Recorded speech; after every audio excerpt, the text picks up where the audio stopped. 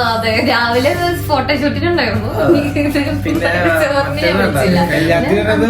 ഒരു വർഷവും night duty എടുത്തിട്ടേ വരുന്നത്. അപ്പൊ ഫുള്ള് ഇങ്ങനെ ഒരുമാതിരി ഉണങ്ങിട്ടാണ്.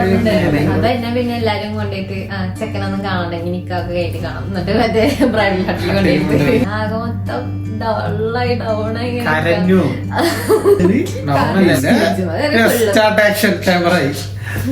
ഹലോ, അസ്സലാമലൈക്കും and welcome back to MR Tales.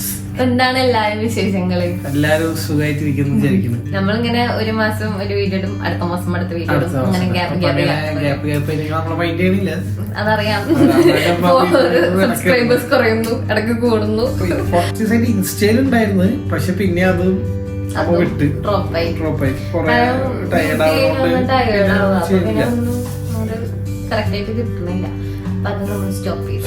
വിചാരിക്കുന്നുണ്ടാവും എന്താണ് ഇവർ രണ്ടാളും ഇങ്ങനത്തെ ഒരു ഡ്രസ് ഒക്കെ ഇട്ടിട്ട് വന്നിരിക്കുന്നത്. നാട്ടിലാണെങ്കിൽ നമ്മളൊന്നും കൂടെ ഓവറാക്കി ഡ്രസ് വന്നിരുന്നായിരുന്നു. ഇപ്പൊ ഇവിടെ ഉള്ളതുകൊണ്ട് മറ്റേ ഓണം പോലെ വന്നിട്ടിരിക്കുന്നുണ്ട്, ഓണായിട്ടിരിക്കുന്നുണ്ട്. ഈ May 30th നമ്മുടെ സെക്കൻഡ് ആനിവേഴ്സറി ആണ്.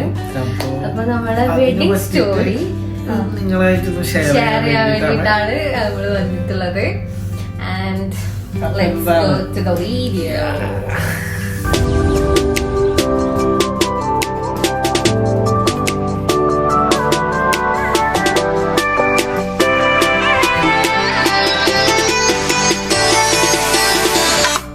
വെഡിങ് എന്ന് പറയുമ്പോ നിന്റെ മനസ്സിൽ എന്താണ് പെട്ടെന്ന് ഓർമ്മ വരുന്നത്? എന്താണ് വെഡിങ് എന്ന് പറയുന്നത്?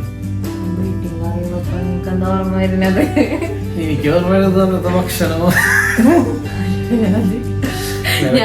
കുറച്ച് റൊമാൻറ്റിക് ആയിട്ട് നമ്മള് ഫസ്റ്റ് മറ്റേ കൈ കൊടുത്തതോ നിക്കായിന്റെ മൊമെന്റ് ഒക്കെ പറയും. നല്ല മട്ടൻ ബിരിയാണി, ചിക്കൻ ഇല്ല വെഡിങ് ഓർമ്മ നമുക്ക് നിക്കാതെ ഫസ്റ്റ് ഓർമ്മ കേട്ടോ.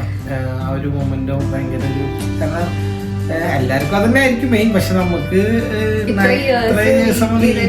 അതായത് ഓൾമോസ്റ്റ് ഒരു 9 years നമ്മൾ വെയിറ്റ് ചെയ്തിട്ടാണ് ഞങ്ങൾ ഉപയോഗിക്കുന്നത്. അപ്പൊ അതിന്റെ ഒരു ഉള്ളിലൊരു ആ ഒരു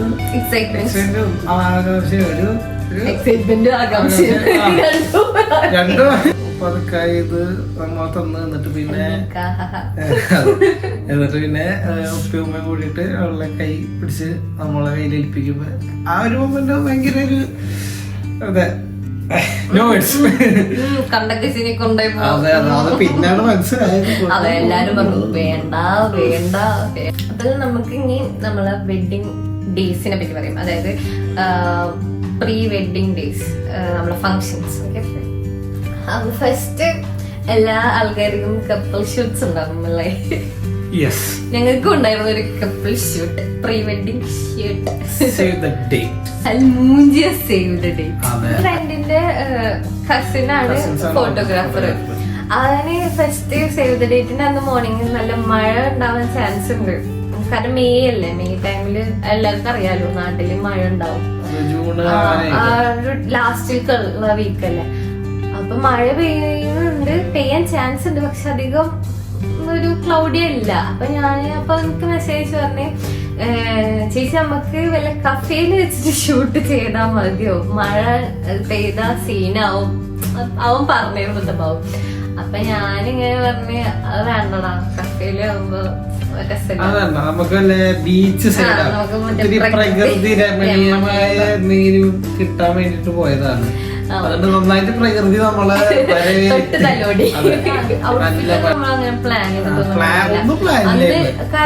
പെട്ടെന്ന് സേവ് ദ ഡേറ്റിന് ഉപ്പ പറഞ്ഞ് നിക്കാൻ കഴിയാത്തോണ്ട് സേവ് ദ ഡേറ്റ് വേണ്ട. അപ്പോൾ അന്ന് കൊറേ ഇഷ്യൂസ് ഉണ്ടായി. ഞാൻ ലാസ്റ്റ് പറയാം, പ്ലീസ്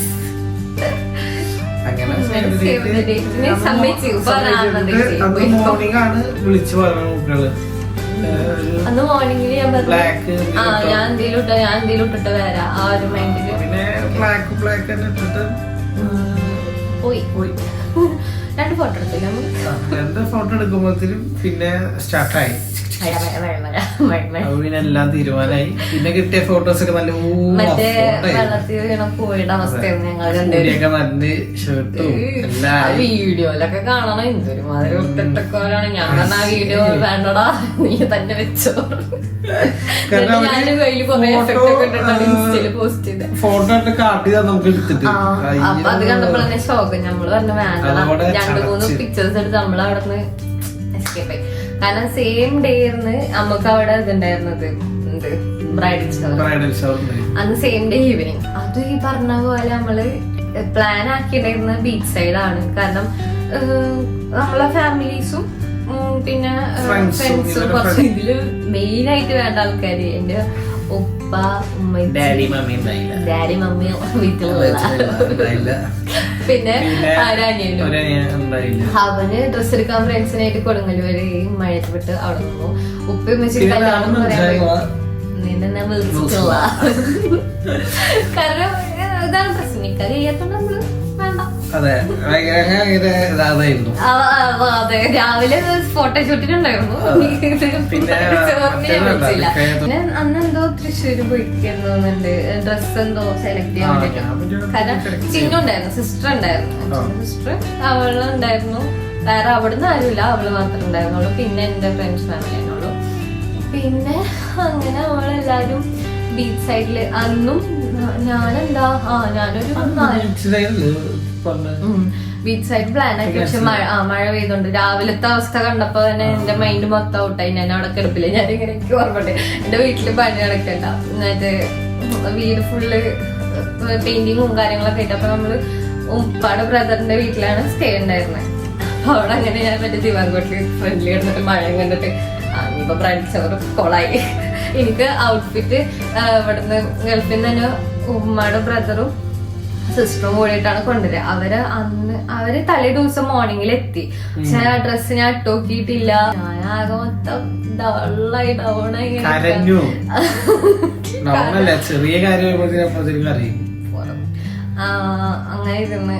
അങ്ങനെ ഇരുന്നിട്ട് ഇവര് വന്ന് ഡ്രസ്സൊക്കെ ഇട്ടോക്കിയപ്പോ ഓക്കെ ഗുഡ് ഓക്കെ റെഡി ആയി ഇറങ്ങി. അപ്പൊ പിന്നെ കസിൻ ഉപ്പാടെ ബ്രദേഴ്സും അവരുടെ വൈഫും പിള്ളേരും എല്ലാരും ഉണ്ട്, കസിൻസ് എല്ലാരും ഉണ്ട്. അങ്ങനെ നമ്മള് പോയി. അവിടെ ഉപ്പ ഒരു ചെറിയൊരു റൂം പോലെ അറേഞ്ച് ചെയ്തിട്ടുണ്ടായിരുന്നു. ഒരു ഉപ്പാടെ ഫ്രണ്ടിന്റെ പറഞ്ഞിട്ട്. കാരണം നമ്മള് വീട്ടില് നടത്താൻ പറ്റില്ല, വീട്ടില് ഫുള്ള് പണിയെടുക്കുന്ന ടൈമില്. അത് പറ്റാത്തോണ്ട് അങ്ങനെ സെറ്റ് ചെയ്ത് ഈവന്റ്സും ഇതൊക്കെ പ്ലാൻ ചെയ്തത് റോയൽ വെഡിങ്സ് ചെയ്ത് നമ്മളെ എല്ലാ ഇവന്റ്സും അവരാണ് അടിപൊളിയാക്കിയിട്ട് സെറ്റ് ചെയ്തത്. ഞാൻ അവരോട് ഇങ്ങനെ പറഞ്ഞിട്ടുണ്ടായിരുന്നു എനിക്ക് സൺഫ്ലവർ തീം വേണം, യെല്ലോ ആണ് എല്ലാരും, അങ്ങനത്തെ ഒരു കുറച്ച് കാര്യങ്ങൾ ഞാൻ ഷെയർ ചെയ്തിട്ടുണ്ടായിരുന്നു. പക്ഷെ അത് അത്യാവശ്യം അവർക്ക് ആ ഒരു ലിമിറ്റഡ് ആയിട്ടുള്ള ഒരു ടൈം കൊണ്ട്. കാരണം മോർണിംഗ് ഒക്കെയാണ് ഞാൻ എന്തൊക്കെയോ പറഞ്ഞിട്ടുണ്ടായിരുന്നു. അവര് കേക്കും ഇതൊക്കെ അവർ അതിനനുസരിച്ചൊക്കെ സെറ്റ് ചെയ്ത് തന്നിട്ടുണ്ടായിരുന്നു. അതിന് ബിഗ് താങ്ക്സ് ഷെമീർ കാക്ക പറയുന്നത്. ഷെമീർ റോയലിന്റെ ഓണറാണ്. നമ്മളുടെ അവിടെ ഉണ്ടായിരുന്ന ഫങ്ഷൻസ് 27ന് ജസ്റ്റ് മെഹന്തി ഇടാന് എന്റെ ഫ്രണ്ടിനെ ഏൽപ്പിച്ചിട്ടുണ്ടായിരുന്നു. ഹെന്ന വൈൻസ് ഇൻസ്റ്റയില് ഞാൻ അവളെ ക്യാപ്ഷനിൽ ഡിസ്ക്രിപ്ഷനിൽ കൊടുക്കണ്ട് അവളുടെ പേജ്. അവള് മെഹന്തി ഇട്ടിരുന്നു. 27ന് ജസ്റ്റ് മെഹന്തി ഫംഗ്ഷന് മാത്രം മെഹന്തി ആ ഒരു തന്നെ ഉണ്ടായിരുന്നു. 28ന് സംഗീത്, 29ന് വെഡിങ് ഈവ്, അതായത് മെഹന്തി നൈറ്റ്, പിന്നെ 31st റിസപ്ഷനും നിക്കാഹും.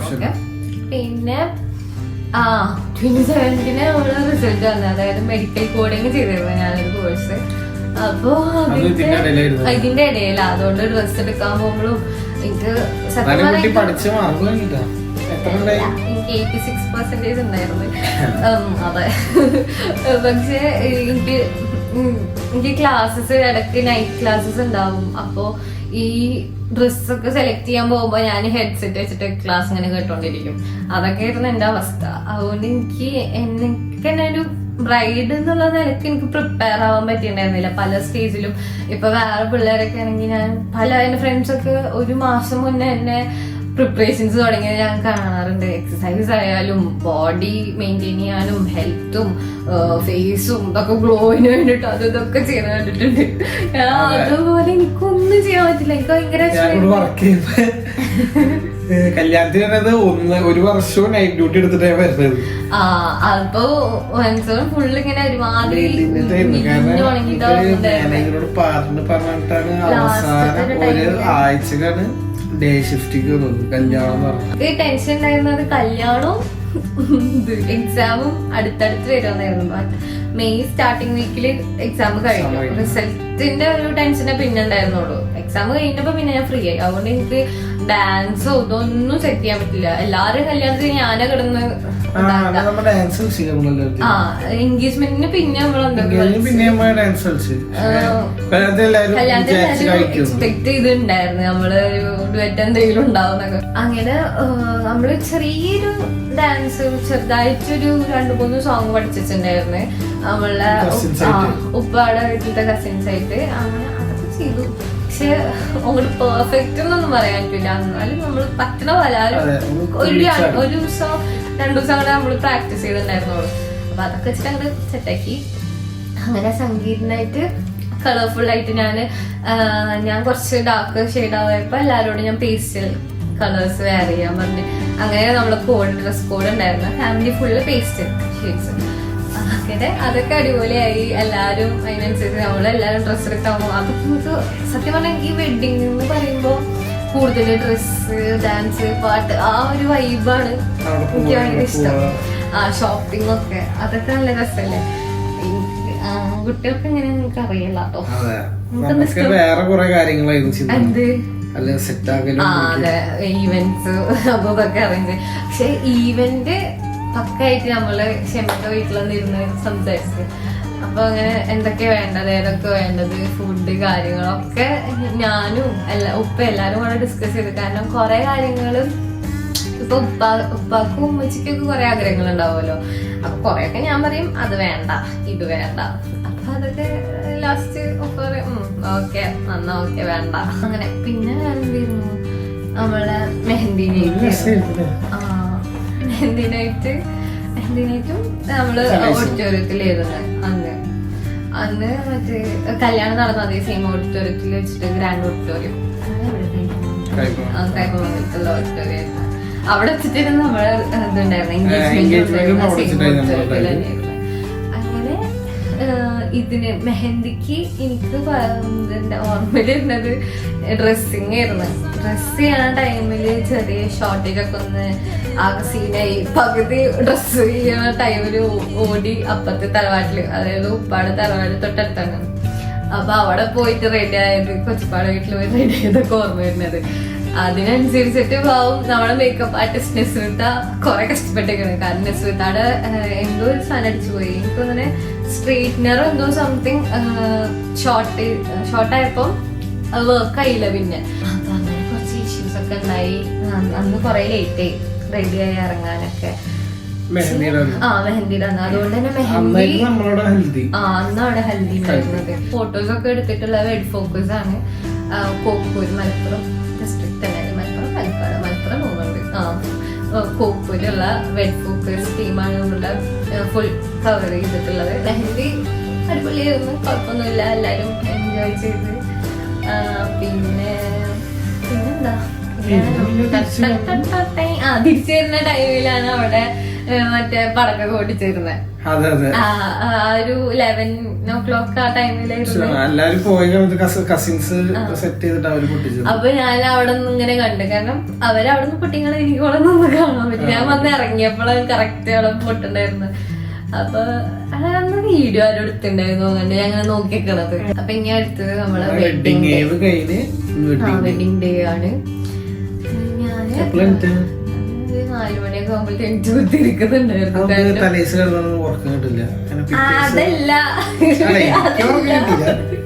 അതുകൊണ്ടല്ല ഞാൻ ഉറങ്ങിയത് 2 മണിക്കാണ്.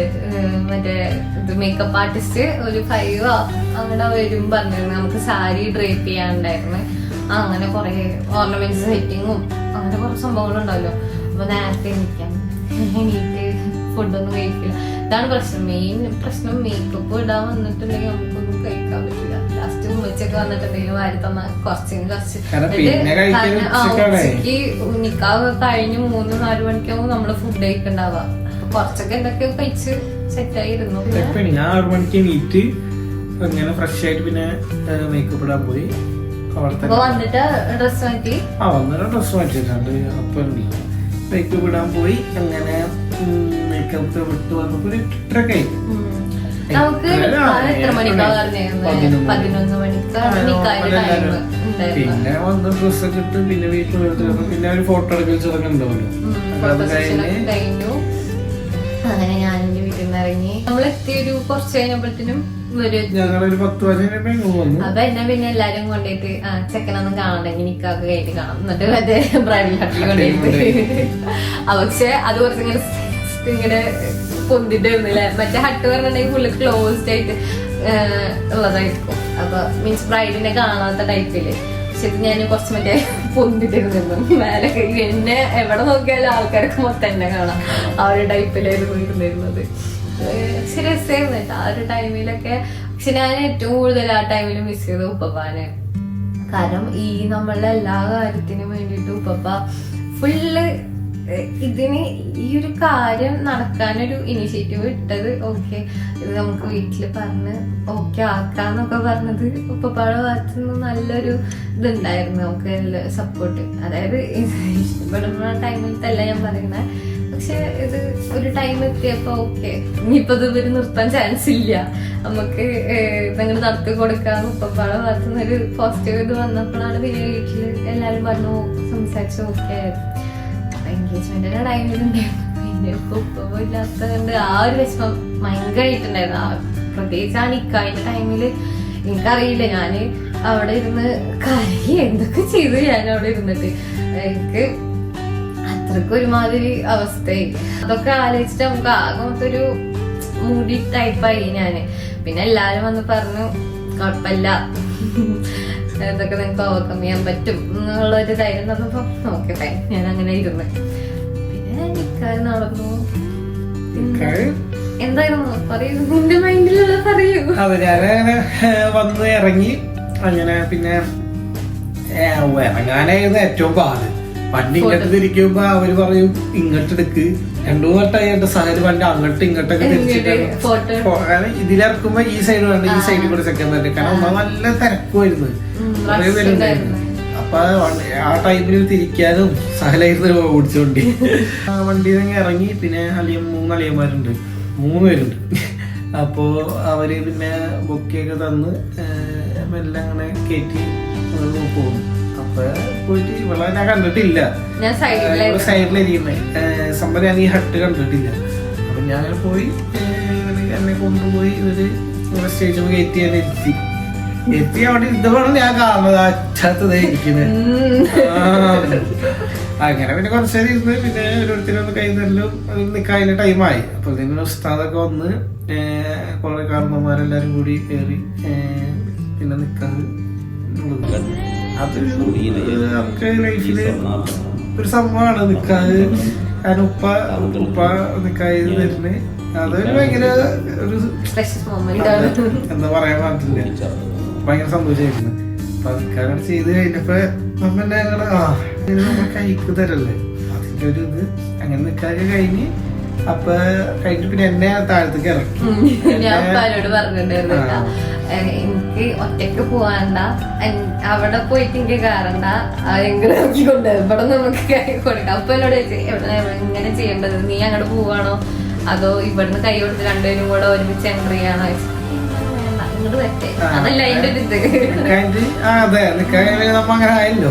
അപ്പൊ പിന്നെ ഉപ്പ എന്നെ ഇറക്കി ഹട്ടിൽ അവിടുന്ന് ഇറക്കി കൈയൊക്കെ കൊടുത്ത് പിന്നെ നമ്മൾ അവിടുന്ന് പിന്നെ എൻട്രി ചെയ്ത് ഒരുമിച്ച്. പിന്നെ സ്റ്റാർട്ട് ആക്ഷൻ ക്യാമറ ആയി.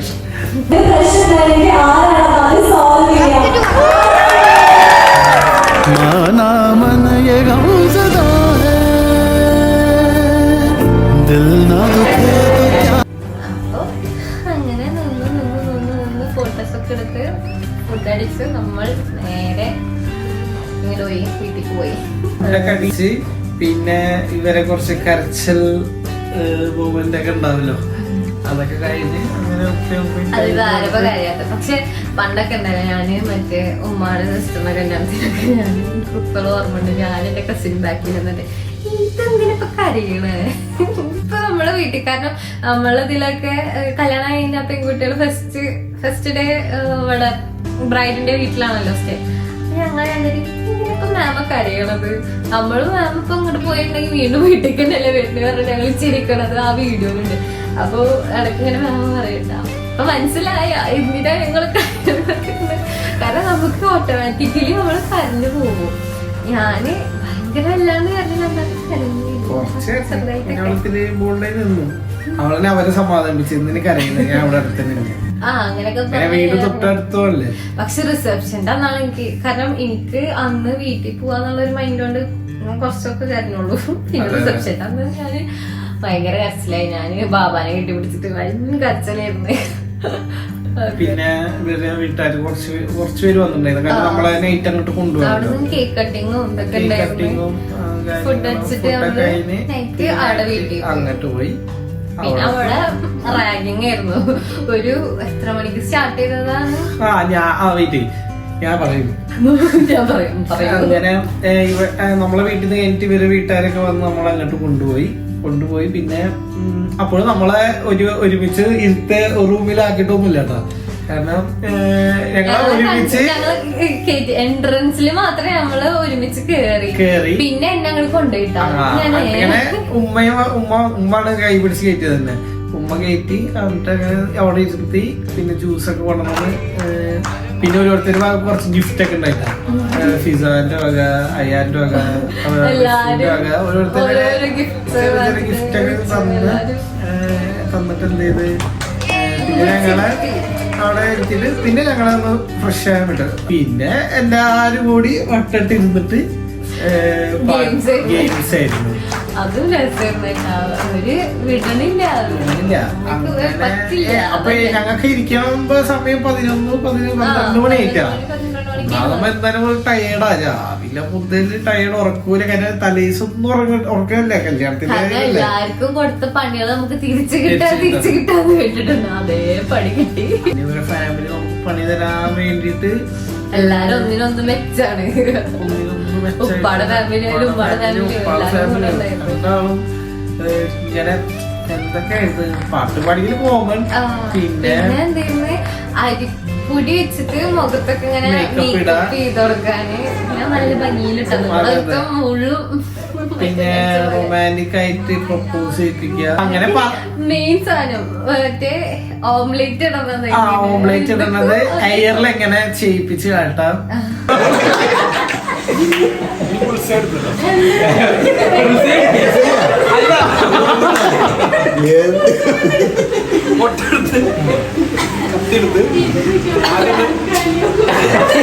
ചെറിയൊരു അതൊന്നും കൂടി കാണിച്ച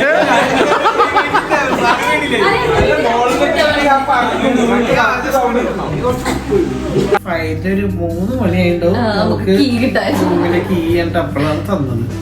അപ്പൊ അങ്ങനെ ആ ഡേ കഴിഞ്ഞു. പിന്നെ നമ്മള് നെക്സ്റ്റ് 31st മെയ് അങ്ങനെ 31st മെയ് നമ്മളെ റിസപ്ഷനാണ്. പിന്നെ മോർണിംഗ് ആകുമ്പോൾ അവിടുന്ന് ഫുഡ് അടിച്ച് ഇറങ്ങി. കാരണം റിസപ്ഷന് മേക്കപ്പും ഡ്രസ്സിങ്ങും ഒക്കെ നമ്മൾ അവിടെ പോയിട്ടായിരുന്നു. അവിടെ പോയിട്ടായിരുന്നു സെറ്റ് ചെയ്തിട്ടുണ്ടായിരുന്നത്. അത് സെയിം ഇത് തന്നെയായിരുന്നു. മേക്കപ്പ് ആർട്ടിസ്റ്റ് സെയിം തന്നെ നമ്മള് ഫിക്സ് ചെയ്തിട്ടുണ്ടായിരുന്നത്. അപ്പൊ മൂപ്പരാളും വന്നു. അവിടെ നമ്മള് ഡ്രസ് ചെയ്ത് അങ്ങനെ ഇറങ്ങി. ഡ്രസ്സ് പോത്തീസിൽ കേട്ടോ വാങ്ങിച്ചത്. കൊച്ചിയിലുള്ള അവരുടെ ബ്രാഞ്ചിൽ നിന്ന് വാങ്ങിച്ചത്. അങ്ങനെ നമ്മളവിടെ ചെന്ന് ഒരു റോയൽ ലുക്ക് ആയിരുന്നു എനിക്ക് പ്ലാൻ ഉണ്ടായിരുന്നത്. അതുപോലെ തന്നെ ഒരു ഗോൾഡൻ ടൈപ്പ് ഡ്രസ്സും പിന്നെ അതിനുള്ള മാച്ചിങ് ആക്സസറീസും ഒക്കെ. ആക്സസറീസ് എനിക്ക് ഗുഡ്വില്ല, അതിന്റെ പേര് ഗുഡ്വില്ല ഓർമ്മയുണ്ട്, ഓർമ്മയില്ല. ഇവിടുന്ന് എറണാകുളത്ത് തന്നെ നമ്മൾ പർച്ചേസ് ചെയ്ത് പോയിട്ട്. അപ്പൊ അതൊക്കെ വാങ്ങി അതൊക്കെ ഇട്ട് സെറ്റായി. എനിക്ക് ഈ ഒരു വെഡിങ്ങില് എനിക്ക് ഇഷ്ടപ്പെട്ട ലുക്ക് പറഞ്ഞ റിസപ്ഷൻ ലുക്ക് ആയിരുന്നു. പക്ഷെ അതിലും നമുക്ക് പറഞ്ഞ പോലെ നമ്മൾ ലേറ്റ് ആയിട്ട് ഫോട്ടോസ് ഇട്ടില്ല. അങ്ങനെ എല്ലാവരും നമ്മള് കേക്ക് കട്ടിംഗ് ഒക്കെ ഉണ്ടായിരുന്നു. ഫോട്ടോസ് ഒക്കെ എടുത്ത് നമ്മൾ പുറത്തുനിന്ന് കുറച്ച് ഫോട്ടോസ് കിട്ടി. പോയ പാടെ കുറച്ച് ഫോട്ടോസ് കിട്ടി, അല്ലാണ്ട് ഫോട്ടോസ് ഒന്നും ഇല്ല കേട്ടോ നമുക്ക്. മെയിനായിട്ടൊന്നും ഉണ്ടായില്ല. പിന്നെ എൻഗേജ്മെന്റ് അത്യാവശ്യം നല്ല ഫോട്ടോസ്. പക്ഷെ നമ്മൾ ഇറങ്ങുന്ന ടൈമില് ഫോട്ടോഗ്രാഫേഴ്സ് ചോദിച്ചിട്ടാ നമുക്ക് ഇനിയും സപ്പോർട്ട് വേണ്ട നിർത്തിക്കോ കുഴപ്പമില്ല ഉള്ള ഫോട്ടോസ് ഉണ്ടല്ലോ എന്നൊക്കെ പറഞ്ഞ നമ്മളെ അവിടെ നിന്ന് അറിയാം. പക്ഷെ ഇപ്പൊ നമ്മളിങ്ങനെ ആലോചിക്കുമ്പോ വിചാരിക്കും അയ്യോ അന്ന് കുറച്ചും കൂടെ ഫോട്ടോസ് എടുത്തു. കാരണം ഫോട്ടോസാണ് നമ്മൾ ആകെ കൂടെ നമുക്ക് ഉണ്ടാവുന്ന ഒരു മെമ്മറി. അത് മാത്രാണ്, അത് കാണുമ്പോഴാണ് പറ്റില്ല എന്നെ പറഞ്ഞ പോലെ. ഇപ്പൊ മെമ്മറി ഉണ്ടെങ്കിൽ അതിപ്പോഴാണ് ആ ഒരു അവസ്ഥയാണ്. അയ്യോ എടുക്കായിരുന്നു എന്നുള്ളൊരു തോട്ട് വന്നിട്ട് എന്താണ് വീഡിയോസ് എടുക്കുന്നത് പാടില്ലേ. കൈ അന്ന് കെട്ടിപ്പിടിച്ച് ഈ കുട്ടീനെ എന്റെ തലയിൽ നോക്കി പോയി. ഇതായിരുന്നു നമ്മളെ വെഡിങ്.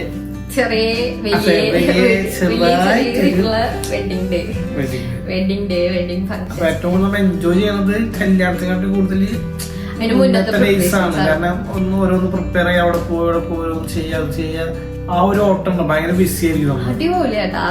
അതാണ് ഏറ്റവും കൂടുതൽ എൻജോയ് ചെയ്യാം ഈ ഡേയ്സിനെക്കാട്ടി. എല്ലാവർക്കും ഫാമിലീസിനായാലും ഡ്രസ്, ഇപ്പൊ നമ്മള് ഡ്രസ് കോഡ് വെക്കും. അവിടെ ഉണ്ടായിരുന്നില്ല, അവിടെ നിക്കാതിന്റെ അന്നായിരുന്നു ഡ്രസ് കോഡ് ഉണ്ടായിരുന്നു. പിങ്ക് കളർ എന്തായിരുന്നു കോഡ് ഉണ്ടായിരുന്നു, കളർ കോഡ് ആയിരുന്നു നമുക്ക്. ഓരോ ഡേയ്സ് ഇപ്പൊ മെഹന്തിക്കായാലും എല്ലാരും green outfits, dark green outfit, ഞാന് ക്രീം കളർ, അങ്ങനെയായിരുന്നു ഔട്ട്ഫിറ്റിന്റെ ഒരു വീഡിയോ എക്സ്ട്രാ ഇട്ടു. അത് ഞാൻ എല്ലാം ഡീറ്റെയിൽ ആയിട്ട് പിന്നെ ചെയ്യാറുണ്ട്. വലിയൊരു സ്റ്റോറി ചെറുതായിട്ട് അപ്പൊ പറഞ്ഞു. അപ്പൊ നിങ്ങൾക്ക് ഇഷ്ടപ്പെട്ടാല് നിങ്ങൾ കമന്റ് ചെയ്യാ, ലൈക്ക് ചെയ്യാ, ഷെയർ ആൻഡ് സബ്സ്ക്രൈബ്. ഇന്നത്തെ നമ്മുടെ വീഡിയോ കഴിയുന്നു. Bye bye. Good night. Good night. എന്റെ ഉമ്മ വയ്യട്ടാ.